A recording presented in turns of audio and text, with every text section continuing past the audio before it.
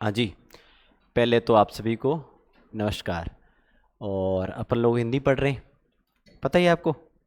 कल क्लास हो ही नहीं थी, है ना।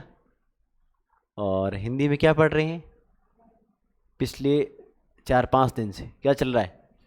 वर्ण परिचय। आज वर्ण परिचय को अपन लगभग ख़त्म कर लेंगे, ठीक है। तो देखो, अपन वर्ण परिचय में क्या क्या बातें कर रहे थे। वर्ण परिचय, वर्ण परिचय की बात अपन करें तो देखो, कल अपन वर्णों के संदर्भ में दो बातें की थी, आपको याद है तो। एक तो की थी वर्णों की उच्चारण व्यवस्था किस प्रकार की है, फिर हम बात कंठीय, मूर्धन्य, दंतीय, तालव्य, ये सारी बातें अपने की थी। और उसके बाद अपने बात की थी, शायद आपको याद हुआ, प्राणवायु के आधार पर वर्णों की प्रकारों की बात कर रहे थे अपन। और प्राणवायु के आधार वर्ण कितने प्रकार के होते हैं? 2 प्रकार के, जिसे अपन अल्प प्राण का और दूसरे को अपने महाप्राण का। अल्प प्राण कौन से, महाप्राण कौन से, याद है आप सभी को? कौन कौन से वर्ण, कोई बता सकता? आप पहली बार आए बेटे? आप या क्लास में थे? जस्ट पास वाले थे आप क्लास में? ठीक है। तो आपको याद है अल्प प्राण महाप्राण के संदर्भ कौन कौन से बता सकता है कोई? भाई अपन ने प्राण वायु के आधार पे पढ़े थी 2 भाग। एक तो था कौन? अल्प प्राण। और एक था कौन सा आपका? महाप्राण। ठीक है। अल्प प्राण में कौन कौन से कितने वर्णों की संख्या थी? एक बार सारी स्वर, कॉपी मत खोलना, सारी स्वर। और उसके बाद में प्रत्येक वर्ग का पहला, तीसरा और पांचवा वर्ण। और उसके बाद में क्या थी? उसके बाद थी अंतस्थ।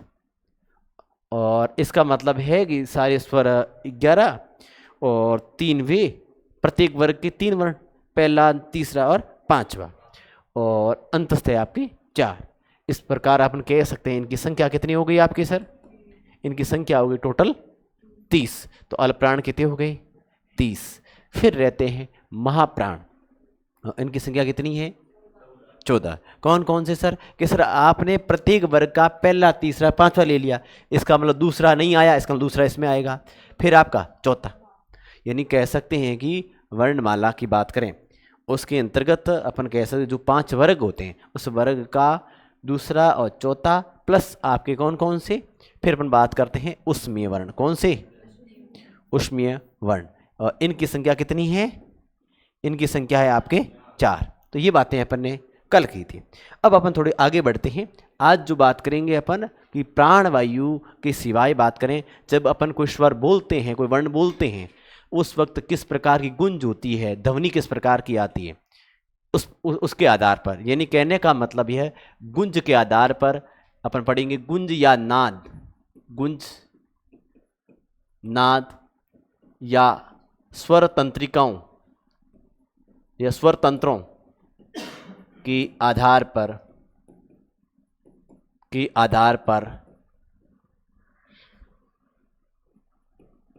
वर्णों के आधार पर वर्णों की प्रकार। देखो, अब इसमें अपन पढ़ेंगे, वो पढ़ेंगे कह सकते हैं स्वर तंत्रों, नाद या गुंज के आधार पर। एक आप सुनते हो घोष, सुना हुआ? घोष का मतलब क्या होता है? घोष, घोष का मतलब है गूंजना। क्या होता है? गूंजना। ठीक है। इसका मतलब मैं कह दूं, एक कहूं मैं कि अघोष, इसका मतलब गूंजना नहीं। और मैं एक कह दूं सघोष, यानी गूंजना होता है, जिसमें जिसके घोष का मतलब गूंजना, गूंजना के साथ, गूंज के साथ, है ना, गूंज के साथ। और अघोष का मतलब जिसमें आपकी गूंजना होता नहीं। तो कहने का मतलब अपन अभी पढ़ेंगे गुंज, नाद या फिर स्वर तंत्रों के आधार पर वर्णों के प्रकार। और इसके आधार पर इसके कितने प्रकार है? 2 प्रकार है। कितने प्रकार है? 2। चलिए, अब इसके आधार पर बात अपन करें, कितने प्रकार होंगे सर? 2। एक तो कहेंगे अपन वो होंगे आपकी अघोष। कौन से होंगे? अघोष। और एक होंगे उसे अपन कहेंगे कौन से होंगे आपके? कौन से होंगे? सघोष। ठीक। एक होंगे अघोष और एक होंगे आपके सघोष। अब देखो उसका उल्टा है, वहां आपने पढ़ा था, क्या पढ़ा? अल्प प्राण और महाप्राण। क्या पढ़ा था?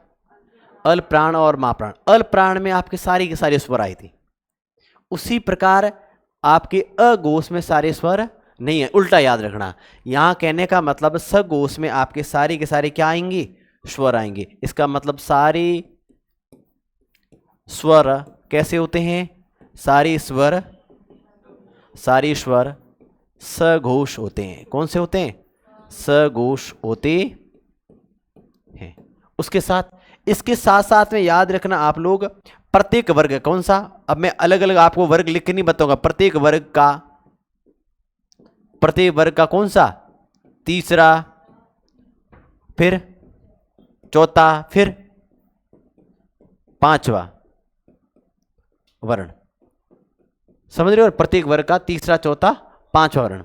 और उसके साथ साथ में आप ये भी ध्यान रखें कि इसके साथ साथ में अपन कहते हैं अंतस्थ। क्या कहते हैं? अंतस्थ प्लस आपका ह। अंतस्थ कौन कौन से? य, र, ल और व। और उसके बाद में क्या है आपका? ह। अब इसका मतलब है आप सर जो वर्णमाला की बात कर रही थी, ये वर्णमाला जो अपन अपनी लिखी थी, यहां से अपन लिखना चाहें तो क से लेकर क, ख, ग, घ और अंग। उसके बाद आप बात करें च, उसके बाद ज, झ और ञ। उसके बाद ट, ठ, ड और ढ। उसके बाद त, थ, द, ध, न, प, फ, ब, भ और म। उसके बाद य, र, ल और व। इस प्रकार आप कह सकते हैं कि ये पूरी वर्णमाला आपने लिख दी। क्या इस वर्णमाला में कुछ बाकी है? बिल्कुल सर। मूल रूप से आप बात करोगे तो आपने स्वर लिखे ही नहीं। अ, आ, ई, उ, री, ए, आई, ओ और आपका औ। कितने हो गए? अब देखो, मैं अब आपको क्या बताना चाह रहा था? मैं अब आपको बताना चाह रहा था बेटा कि वर्ण के आधार पे अपन बात करें, किसके आधार पर? गुंज के आधार पर। कितने प्रकार है? दो। एक तो है आपका कौन सा? अघोष, जिसमें घोष या गुंज नहीं होती है। और एक होता है आपका कौन सा?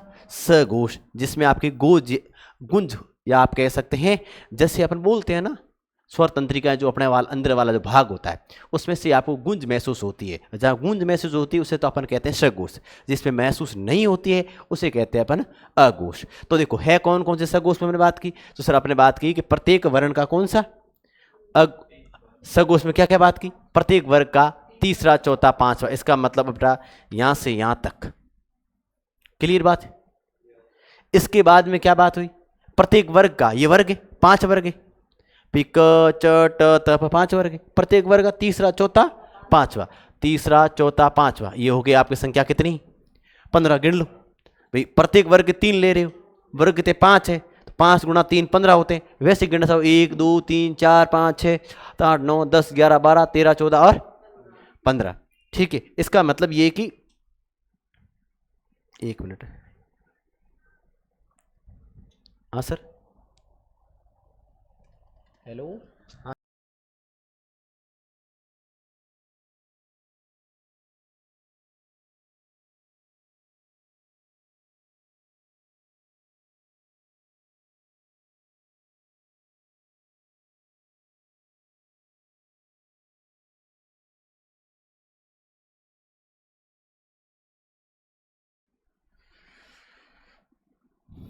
हाँ जी, थोड़ा गड़बड़ हो गया मामला। हाँ चलो ठीक है, अपन क्या बात कर रहे थे? ये क्या बात कर रहे थे कि भाई ये 15 है, ठीक है, ये बात कर रहे थे। और उसके बाद अपने बात की कि सगोश में एक तो ये हो गए, और उसके बाद में अपने कहा कि सारे के सारे स्वर भी किस में आएंगे? वो भी सारे के सारे आपके किस में आएंगे? सगोश में आएंगे। इसका मतलब ये संख्या कितनी होगी आपकी? 11। और उसके बाद बात करते हैं कि कुछ आप कह सकते हैं कौन कौन से आपके, ये वाले य, ल, व और इधर वाला। इसका मतलब ये संख्या कितनी होगी आपके सर? ये होगी आपके 5। तो 5 और 15, 15 और 5 20, 20 और 11 कितने होते? 31। इसका मतलब सघोष वर्णों की संख्या कितनी है? 31। अब जो 31 तो सघोष हो गए, बाकी वाले क्या सारे के सारे? वे सारे के सारे आप कहेंगे सर है, वे सारे के सारे अघोष। अघोष कौन कौन से सर? अघोष में अपन बात करें तो पहला और दूसरा, ठीक है, पहला और दूसरा, उसके बाद में आप कह सकते हैं उसमें वर्णों में कौन से, श, श और स। इसका मतलब है कि आप कह सकते हैं कि इनकी संख्या है बेटा कितनी, 13। 13 कौन से, प्रत्येक वर्ग का पहला दूसरा, और आप कह सकते हैं इस प्रकार के वर्ण हैं, ये हो गए कुल कितना, 13। ठीक है, अब इनको आप हल्का फुल्का परिभाषा में आपको बोलता रहूं और आप इसको उतार दें, या मैं लिख देता हूं ये, ठीक है। प्रत्येक वर्ग का, प्रत्येक वर्ग का पहला व दूसरा वर्ण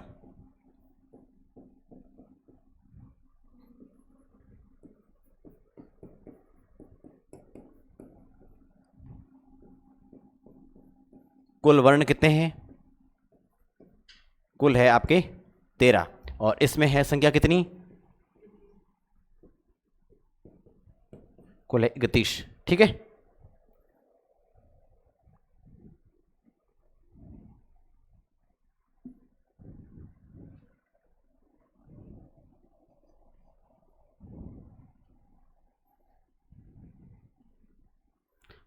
इसको लिख कर परिभाषा बोलूं मैं, लिख दो ऐसे,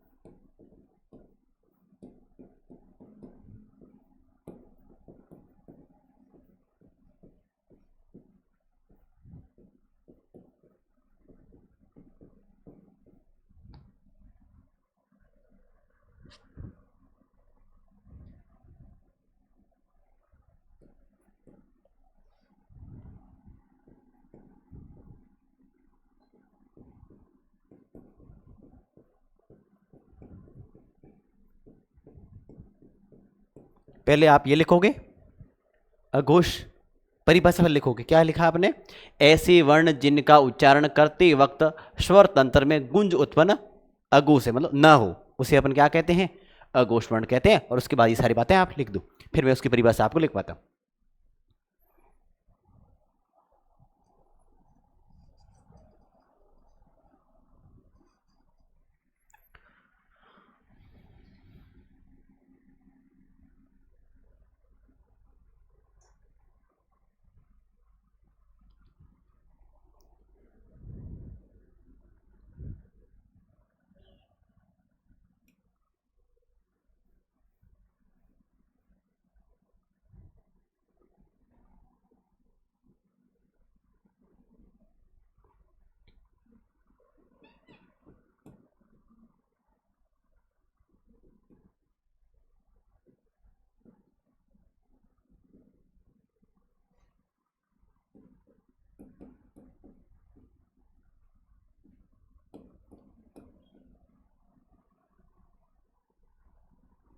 ऐसी वर्ण जिनका उच्चारण करते वक्त स्वर तंत्र,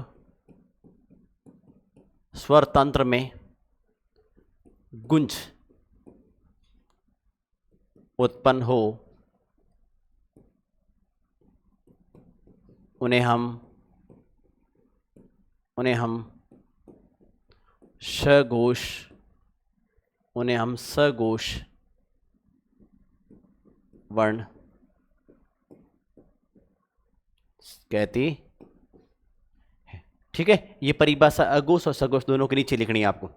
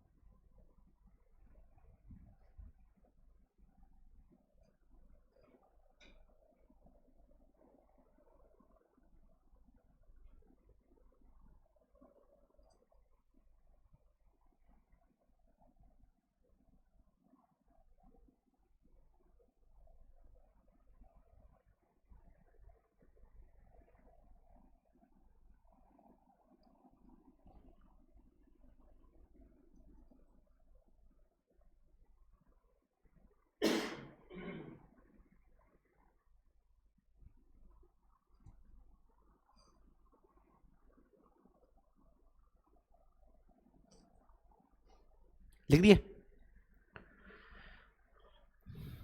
एक बार लिख दो, फिर मैं आपको ब्रीफली रिवीजन करवा देता हूं। लिख दिया सब?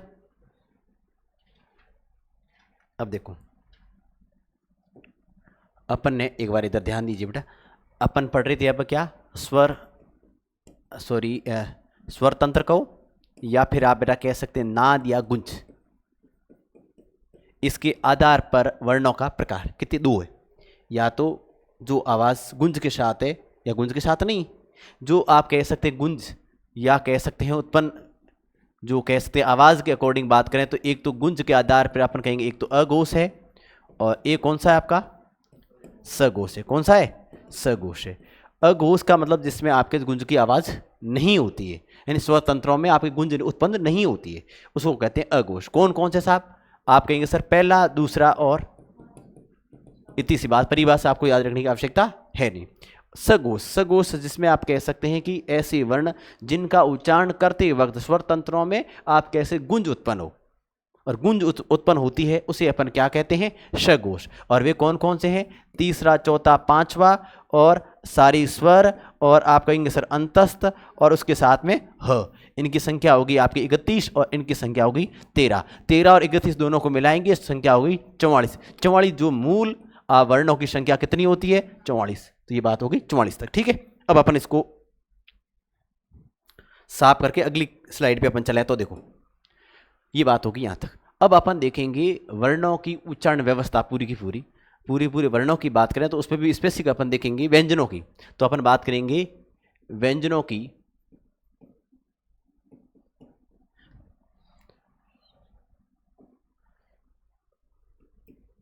व्यंजनों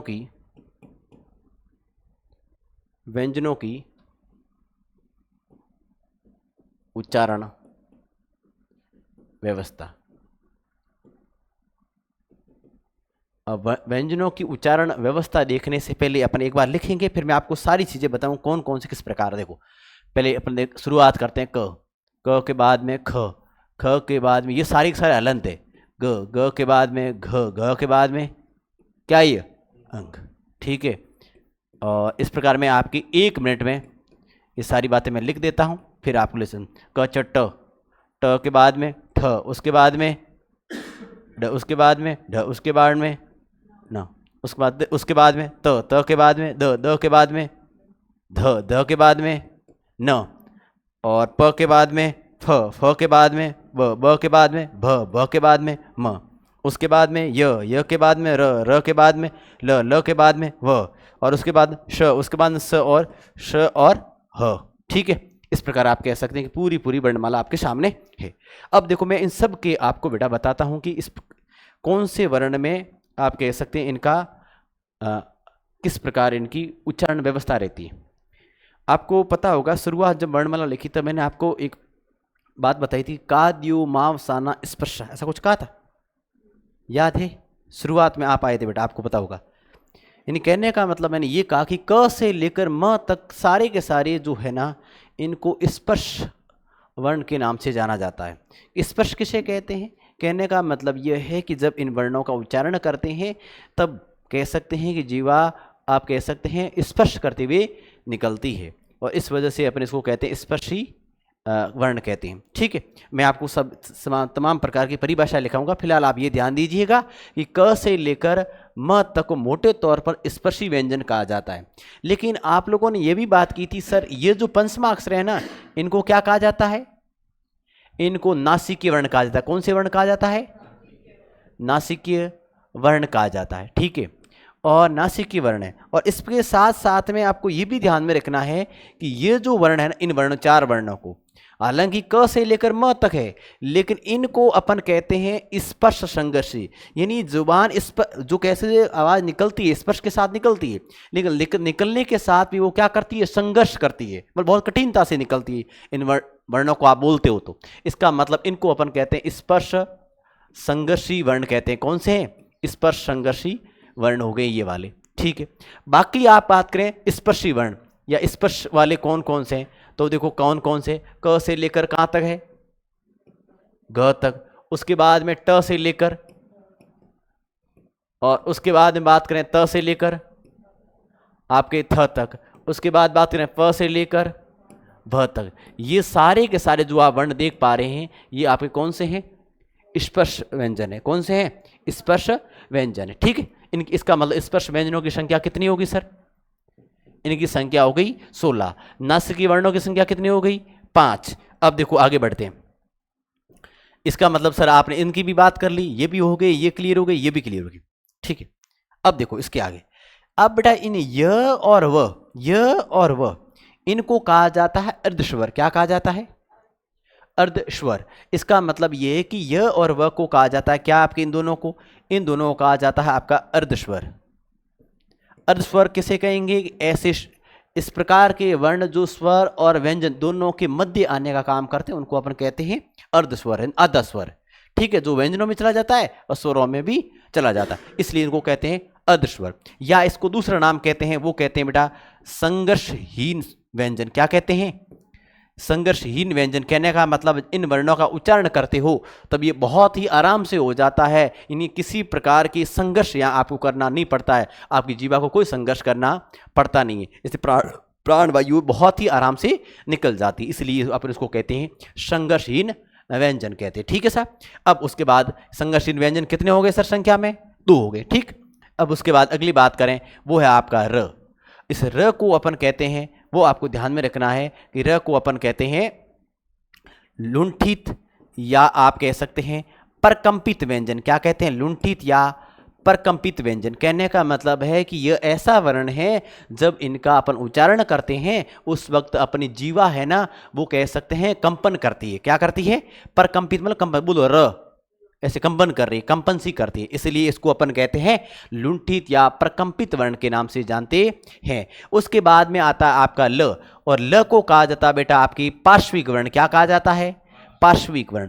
पार्श्व का मतलब होता है बगल। पार्श्व का मतलब क्या होता है? बगल। बगल का मतलब अपन ये कहेंगे कि जब इस वर्ण का उच्चारण करते हैं उस वक्त जब ल बोलते हो तो आसपास जो है ना आवाज है, प्राण वायु है, वो कह सकते हैं कि जीवा के दोनों साइड से, या जो जीवा है ना जीव, इसके दोनों पास वाले बगल वाला भाग है ना यहाँ से निकल जाती है। इस वजह से इसको अपन कहते हैं कैसा वर्ण है? ये पार्श्विक वर्ण कहा जाता है। उसके बाद में इनकी बात अपन करें तो ये इनको अपन कौन सा वर्ण कहते हैं? इनको अपन कहते हैं, आप कह सकते हैं संघर्षी व्यंजन। कौन से व्यंजन कहा जाता है? संघर्षी व्यंजन। इनको बोलते हैं तो आप कह सकते हैं जिह्वा को संघर्ष करना पड़ता है, इसलिए इनको कहते हैं संघर्षी व्यंजन। तो अब आपके सामने कितने वर्ण हो गए? देखो एक, पहले सबसे पहले अपन ले तो एक के बाद में अपन बात करें दो के बाद में आप करें सर ये 3, फिर आप बात करें बेटा इधर वाला हो गया आपका 4, ये हो गया आपका 5, और ये हो गया 6, और ये हो गया आपके 7। ठीक है, ये हो गए। अब मैं आपको अलग अलग सारी बातें बताना चाहूँ तो देखो मैं यहाँ लेता हूँ, और मैं यहाँ लेता हूँ आपकी यहाँ व्यंजनों की उच्चारण व्यवस्था, और वहाँ पे आप सारी चीज़ें आप अपने आप बताओगे। ठीक है, सबसे पहले आप यह बताओगे कि साहब ये बताओ, जैसे मैं कह रहा हूँ कि स्पर्श व्यंजनों का संख्या कितनी है सर? बताओ। उसके बाद आपने बात की थी, आपको याद होगा स्पर्श संघर्षी व्यंजन कौन कौन से थे, वे भी आप बताओगे। उसके बाद आप बताओगे कौन से बेटा? नासिके बताओगे। उसके बाद आप क्या बताओगे? उसके बाद आप बताओगे अर्धस्वर, या आप बताओगे क्या बताओगे? इसको दूसरा नाम क्या कहते हैं? संघर्षहीन व्यंजन। क्या कहते हैं इसको? संघर्षहीन व्यंजन। ठीक है, इसके बाद आप क्या बताओगे सर? इसके बाद आप बताओगे कौन से सर? आप बताओगे परकंपित, या आप बताओगे आप कौन सा वर्ण? लुंठित वर्ण। क्या बताओगे? लुंठित वर्ण। और वो कौन सा है? उसके बाद आप बताओगे कौन सा सर? पार्श्विक। कौन सा बताओगे? पार्श्विक वर्ण। ठीक है, और इसके बाद लास्ट वाला था वो कौन सा था? संघर्षी व्यंजन। कौन से थे? संघर्षी व्यंजन। अब इन सब की मैं आपको परिभाषाओं के साथ सारी बात करूंगा, एक दफा के लिए आपको सबके नाम बताने। अब देखो, जैसे स्पर्श व्यंजन की बात करें, कितनी संख्या थी आपकी? कितनी संख्या थी? 16। कितनी थी? 16। और 16 कौन कौन से थे? देखो इनकी संख्या है 16। मैंने बात की थी बेटा क से लेकर कहां तक? घ तक। उसके बाद बात और मैंने क्या की थी? च से लेकर आपके ज तक। उसके बाद में ट से लेकर हैं और त से लेकर त थ द और न ही नहीं, त थ द और ध। ठीक है। उसके बाद में प से लेकर प फ ब और भ। और फिर उसके बाद में क्या होता है? म। इसका मतलब आप यहां देख लो बेटा, ये बात अपने की थी क से लेकर घ, ट से लेकर ड, त से लेकर थ, प से लेकर म। क्यों मैं सीधे लिख सकता क्या था? क से लेकर ब तक ना, क्योंकि बीच में ये कुछ नासिक आ रहे हैं, कुछ इसमें से आपकी संघ स्पर्शी आ रहे हैं, इसलिए अपन को अलग अलग लिख रहे हैं। ठीक। अब चलिए नेक्स्ट। अब ये बात होगी क्लियर आपके, संख्या कितनी है? 16। मैं परिभाषा यहां आपके लिख दूंगा। ठीक है, क्या कहते हैं क्या? अब सुनो इसके बाद अगली बात। इस है हाँ, कौन सा? वो केवल कौन सा लास्ट वाला बोल रहे हो ना? हाँ हाँ, वो स्पर्श संघर्षी है। अच्छा ठीक है, हाँ इसमें लिख दिया अपन भूल से, सॉरी सॉरी, है ना? ये इसमें नहीं है ना, इसमें केवल चार ये, चार ये, चार ये, चार ये 16 हो गए। तो थोड़ा ध्यान दिया अगर उसने ध्यान दिया। ठीक है। हाँ, इस पर संघर्ष में बेटा कौन कौन से हैं? इनकी संख्या आप कितनी है? 4 है। और वो कौन कौन से हैं जो आप अभी, इनकी संख्या कितनी है? 4 है। नासिकी की संख्या कितनी है सर? 5 है। कितनी है? 5। और 5 कौन कौन से हैं? तो आप बात करते हो सर, एक तो कौन सी बात करते हो, उसके बाद क्या बात करते हो, और उसके बाद ना, ये सारी के सारे बेटा कैसे हैं? हलंत है, ध्यान रखना है ना, सारे वर्ण। अब देखो उसके बाद अर्धस्वर या संग्रहशीन कितने हैं सर? 2। कौन कौन से? ये और वह। ठीक है। इसके बाद अगली बात करते हैं नेक्स्ट, वो है बेटा प्रकंपित या लुंठित। कितने हैं? कितने? कितने हैं? 1। और एक है, और नाम क्या उसका? र। वेरी गुड बेटा, बहुत बार पूछा जाता है र। अब उसके बाद पार्श्विक, उसकी संख्या कितनी है? 1। कौन सा है? ल। और बात बेटा संघर्षी व्यंजन, संख्या कितनी है? 4। कौन कौन से है?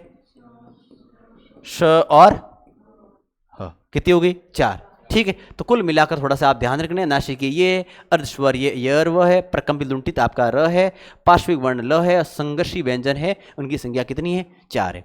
अब आप इसको परिभाषाओं के रूप में मैं लिख देता हूं, तो साथ साथ में आपका भी काम हो जाएगा, आप भी इनको लिखते रहे। आपको याद ये रखना, परिभाषा कोई याद मायने रखती नहीं है, थोड़ा बहुत इनका ध्यान रखना आप। ठीक। तो आप इस सारणी बनाओ, तब तो मैं आपके, फिर अपन कल नया टॉपिक शुरू करेंगे, काफी दिनों से ये पढ़ रहे हैं।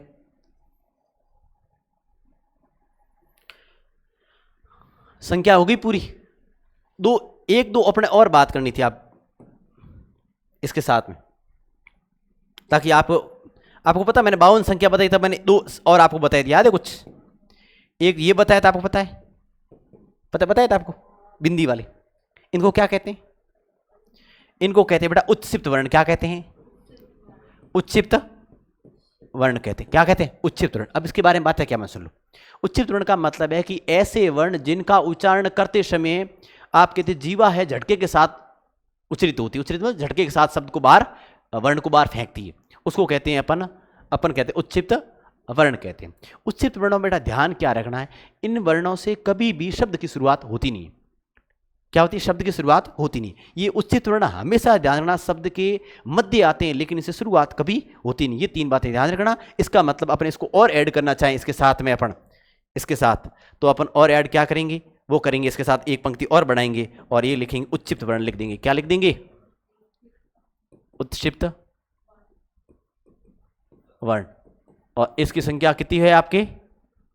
2। ठीक है, ये इसको आप लिख दो।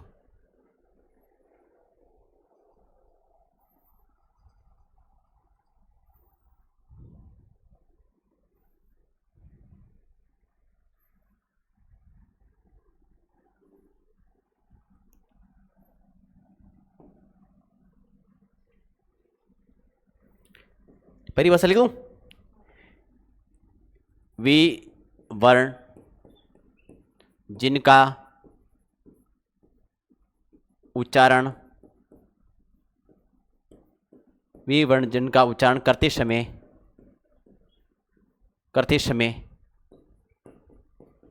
प्राणवायु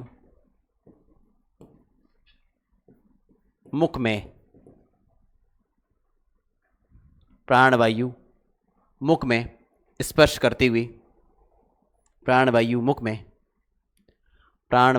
में स्पर्श करती है, उन्हें स्पर्श व्यंजन। परिभाषा पहले लिखनी सबसे ऊपर, यहां परिभाषा, उसके बाद में संख्या 16, उसके बाद संख्या 16 इसके नाम। क्या लिखा आपने कि वे वर्ण जिनका उच्चारण करते समय प्राणवायु मुख में स्पर्श करती है उन्हें अपन कौन से व्यंजन कहते हैं? स्पर्श व्यंजन कहते हैं।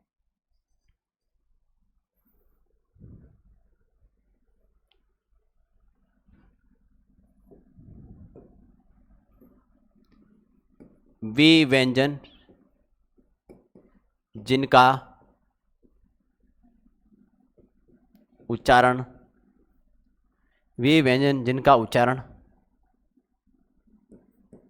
स्पर्श के साथ वे व्यंजन जिनका उच्चारण स्पर्श के साथ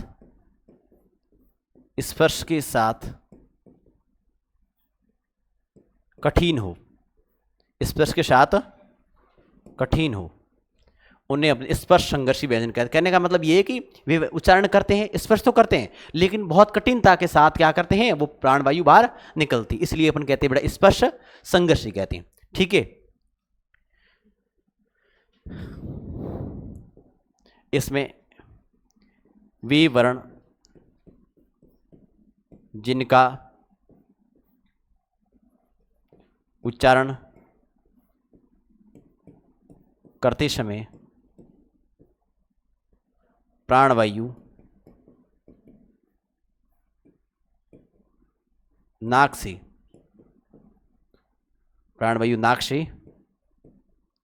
बाहर निकले,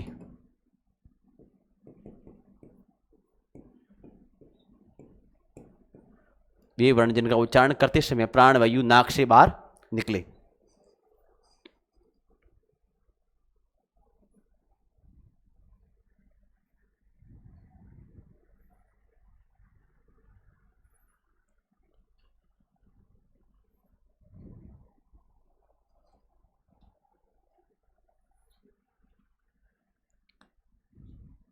आगे और लिखूं,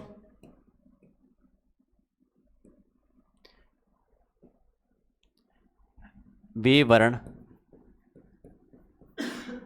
जिनका उच्चारण सहज व सरल हो तथा स्वर एवं व्यंजनों की मध्य आता हो, उन्हें अपन क्या कहते हैं? अर्धस्वर कहते हैं। और दूसरी बात आप लिखना चाहें तो ये भी लिख लें कि प्राणवायु बिना संघर्ष के बाहर निकल जाती है। ठीक है, इसका मतलब है कि प्राणवायु अथवा प्राणवायु बिना संघर्ष के निकले, प्राणवायु बिना संघर्ष के निकले।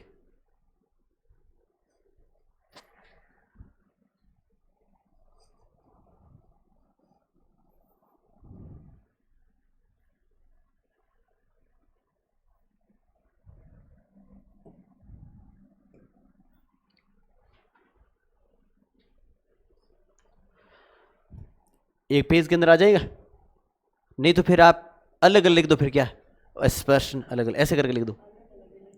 अलग लिख रहे हो ना, ठीक है।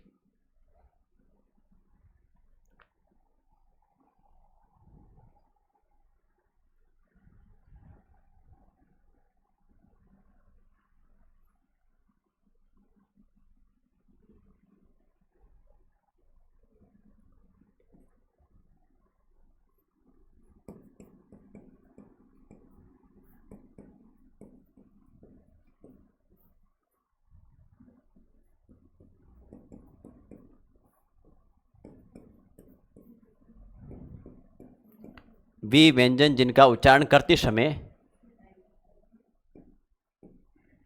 जीभ के साथ, वे व्यंजन जिनका उच्चारण करते समय जीभ के साथ संघर्ष हो, उन्हें अपन संघर्षी व्यंजन कहते हैं। मतलब जीभ संघर्ष करती है बोलने के लिए। और प्रकम्पित में लिखो, लिख दिया मैं, परिभाषा यहाँ बोल देता हूँ, आप लिख दो। वे स्वर जिनका उच्चारण करते समय, यहाँ थोड़ा सा जगह कम रहती है तो लिख नहीं पाते, तो मैं आगे स्लाइड में लिख दूँ आपको। तो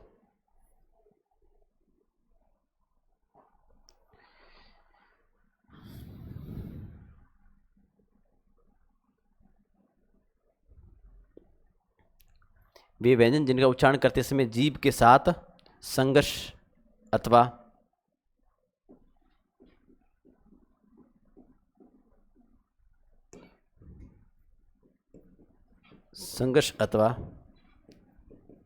घर्षण हो। ये आगे लिख दो इन दोनों की परिभाषा परकंपित लुंठित की।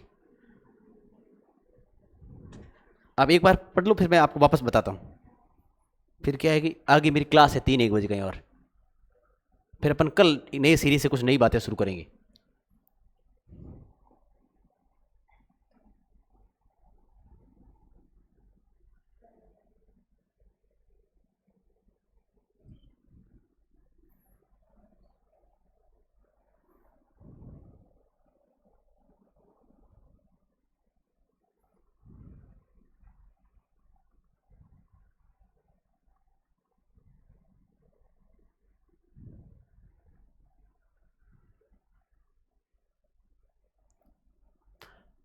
एक परकंपित, एक पार्श्विक और एक उच्चीप्त, तीनों की परिभाषा लिखवाने में आगे लिखवा देता हूँ, फिर चेंज करके मैं लिखवा देता हूँ। किस किस की है बेटा? एक तो कौन सा था आपके भी? पार्श्विक था। एक परकंपित लुंठित था, है ना? परकंपित या लुंठित। मैं इनकी परिभाषा आपको यहाँ लिखवा देता हूँ, स्लाइड आगे लेके लिख देना। देखो मेरी बात सुन लो, क्या क्या है कि वे स्वर, वे वर्ण जिनका उच्चारण करते समय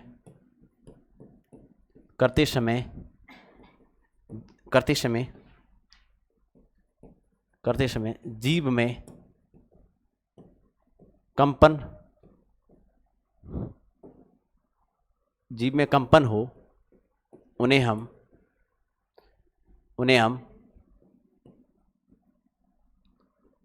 परकंपित अथवा लुंठित वर्ण कहते हैं। ठीक है? और कौन कौन से सर? ठीक, उसके बाद मैं आपको फास्ट लिखवा देता हूं परकंपित। और उसके बाद क्या था हमारी बात थी? पार्श्विक। कौन सा? पार्श्विक वर्ण। इसमें देखो, इसमें अपन कहते हैं कि वे वर्ण जिनका उच्चारण करते समय प्राणवायु जीवा का मतलब समझते हो ना? जीवा के बगल से निकल जाए, जीवा की बगल से निकल जाए, उसे पार्श्विक वर्ण कहते हैं। पूरी कर दो, आगे कर दोगे ना? कहते हैं। और वो कौन सा है? मज ल एक है। ठीक है? इसके बाद अगला लास्ट में कौन सा था? उच्चिप्त वर्ण, है ना? उच्चिप्त वर्ण। इसमें क्या था कि वे वर्ण जिनका उच्चारण करते समय जीभ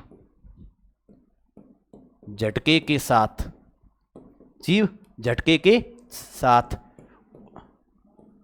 वर्णों को उच्चरित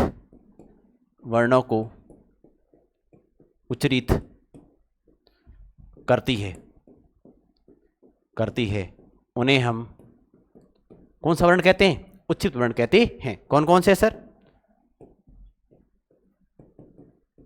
ये बिंदिया लगती है दोनों। ठीक है? अब इसके बाद में 1-2-3 बातें विशेष याद रख लेना। क्या? कि इन वर्णों से फटाफट लिखवा देता मैं। इन वर्णों से शब्द की शुरुआत नहीं होती, शब्द की शुरुआत नहीं होती।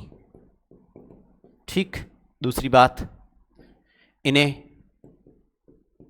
द्विगुणा, द्विपृष्ठ अथवा ताड़नजात अथवा द्विगुणा, द्विपृष्ठ अथवा ताड़नजात के नाम से जाना जाता, के नाम से जाना जाता है। क्या लिखा आपने? देखो, मैं आपको वापस इन चीज़ों को बारे में एक बार बता देता हूँ। ये रिवीजन अपने कल की क्लास में करेंगे। अब थोड़ा सा मुझे निकलना है लेट भी हो गया थोड़ा। देखो, परकंपित लुंठित वर्ण क्या होते हैं? ऐसे वर्ण जब बोलते हैं तो जीभ अपने कंपन सी होती है उसको, है ना, उसको कहते हैं परकंपित। र है। उसके पार्श्विक वो होता है ऐसे वर्ण जिनको बोलते हैं तो बोलते वर्ण, जैसे ल आपने बोला तो आसपास जो जीभ के आसपास वाला भाग है ना, यहाँ से आप कैसे प्राणवायु बाहर निकलती, इसलिए इसको अपन कहते हैं कैसा वर्ण है सर? ये पार्श्विक है, क्योंकि इसके आसपास बगल वाले भाग से प्राणवायु निकल जाती है। उच्चसित वर्ण कहते हैं डो है आपके ड ढ। इसमें अपन क्या उच्चारण करते हैं तो जबान एक झटके के साथ क्या करती है? वर्णों को बाहर फेंकती है, और वो कहता है ड और ढ। अब देखो, इन वर्णों से कभी भी क्या शब्द की शुरुआत नहीं होती। जैसे बेटा आपने कह दिया, एग्जाम्पल मानो कि मैंने यहाँ पे लिख दिया सर ढोलक, और मैंने इसकी बिंदी नीचे ले ली, इसका मतलब ये क्या है? गलत है। मैंने लिख दिया यहाँ सर यहाँ ढक्कन, ये आपका क्या बेटा? गलत है, क्योंकि कभी भी आपने क्या कहा साहब? किससे? आप कैसे उच्चित वर्णों से शब्दों की शुरुआत नहीं होती। और इनको दूसरा नाम द्विगुणा, द्विपृष्ठ अथवा ताड़नजात के नाम से भी इनको जाना जाता है। ये तीन बातें थी इसके संदर्भ में, बाकी बातें अपन करेंगे कल।